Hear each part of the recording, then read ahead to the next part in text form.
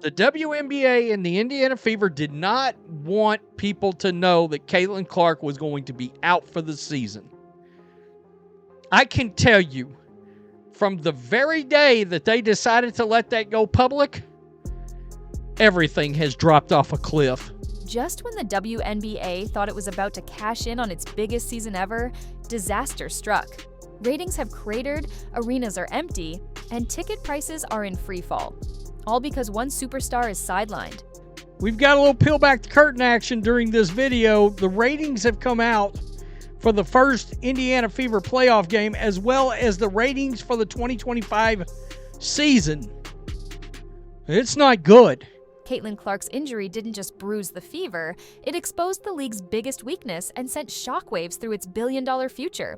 So, how did the WNBA go from unstoppable hype to total embarrassment in just weeks?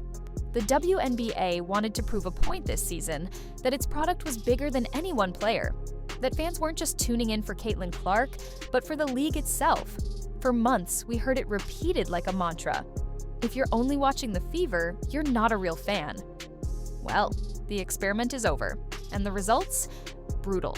WNBA TV ratings are down more than 50% since Caitlin Clark's injury. And it was also reported that the Indiana Fever television viewership is also down over 53%. Now, I know a lot of us were expecting some sort of dip since Caitlin Clark has been out with injury, but I don't think all of us were expecting the entire viewership of the entire WNBA to be down. The moment Caitlin Clark went down, the hype collapsed.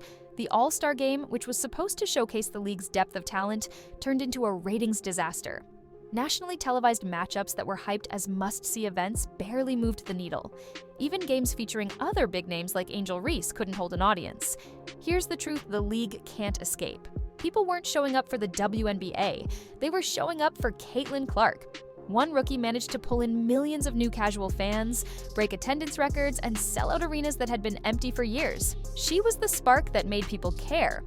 And when that spark was gone, so were the fans. Viewership cratered, ticket prices fell through the floor, and the so-called momentum that league officials bragged about all season evaporated overnight.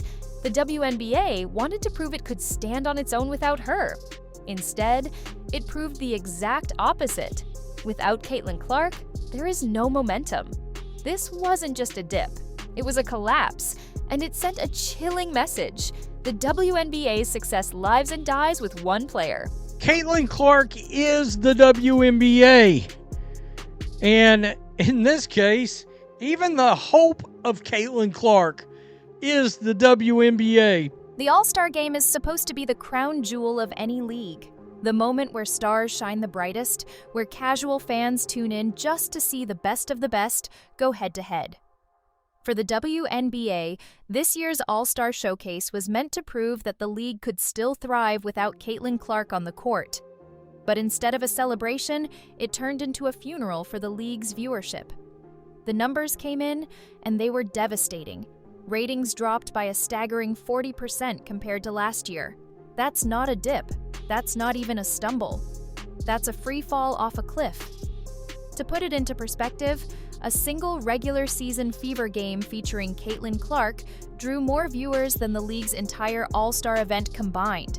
The get-in price for Angel Reese's Chicago Sky versus Caitlin Clark's Indiana Fever's game on June 7th was $86 just 48 hours ago. Now it's down to $25 after Clark's injury announcement. That is nearly 71% drop in ticket price. Numbers don't lie. Think about how insane that is. The game that's supposed to highlight every star in the WNBA, all the biggest names, all the talent in one place, couldn't even compete with one rookie's regular season matchup. And this wasn't just a bad look, it was a warning shot. Because it proved beyond any doubt that the WNBA's strength wasn't spread evenly across its roster of stars. It was concentrated in one player, one storyline, and one fan base. Instead of a ratings boom, the league got a reality check. And the reality is simple. Without Caitlin Clark, the All-Star Game wasn't an event at all. It was just another game, and America tuned it out.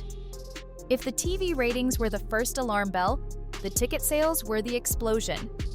Because while numbers on a screen can sometimes be spun or explained away, the free market doesn't lie.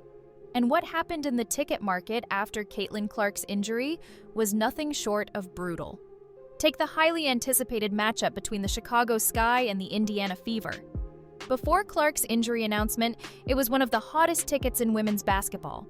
Seats were going for $86 just to get in the door, a price that showed fans were willing to pay a premium just for the chance to see her live. The hype was real, the energy was building. But the second the news broke that Caitlin Clark wouldn't be playing, the bottom fell out. Those same tickets crashed to just $25 overnight, a 71% drop in value.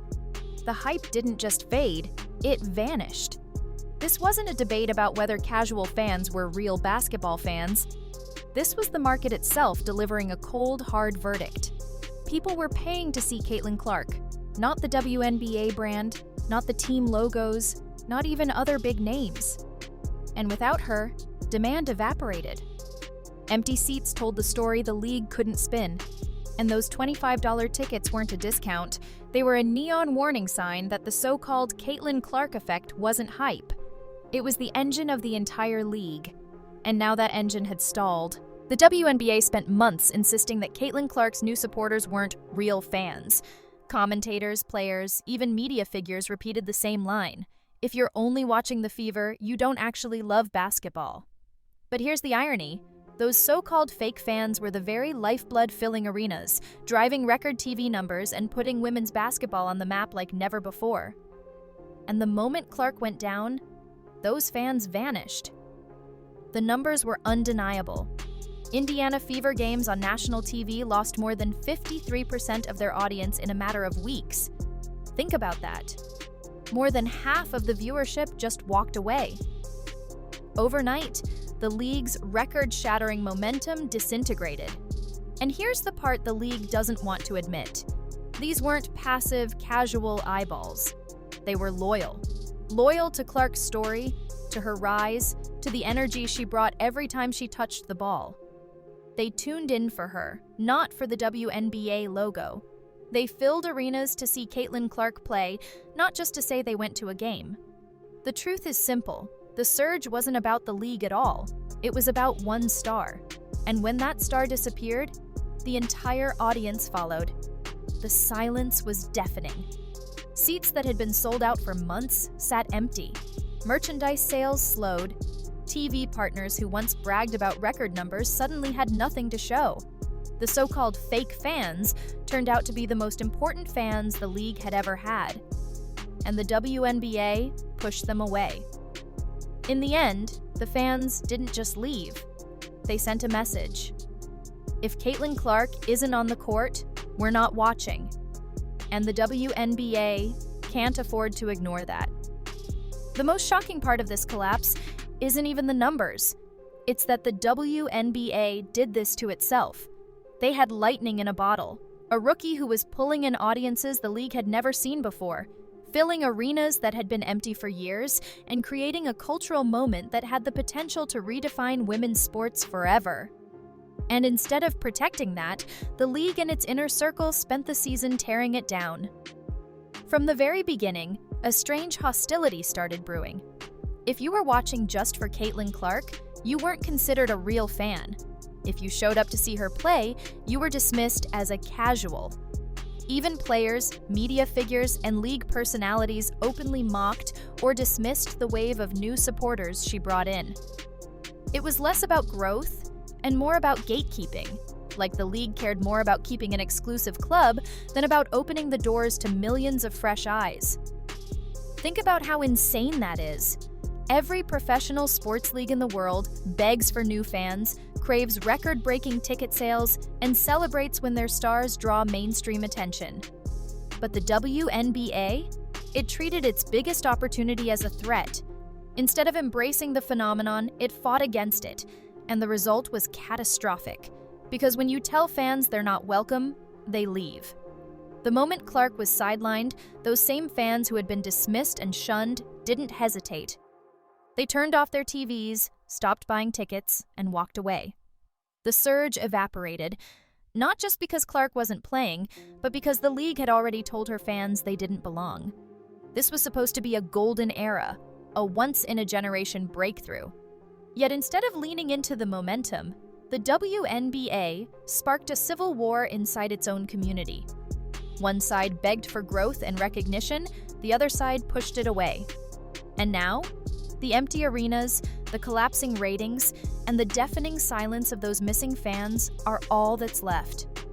The tragedy is simple. The WNBA didn't just lose fans when Caitlin Clark got hurt, it pushed them away long before she ever left the floor. Caitlin Clark's injury wasn't just bad luck. For many fans, it felt inevitable. Game after game, she was targeted with overly aggressive, sometimes reckless physical play. Cheap shots, hard fouls, body checks, and far too often, officials swallowed their whistles.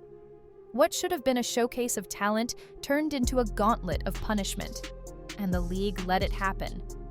Instead of protecting its most valuable star, the player carrying the entire sport's momentum, the WNBA stood by as she took hit after hit.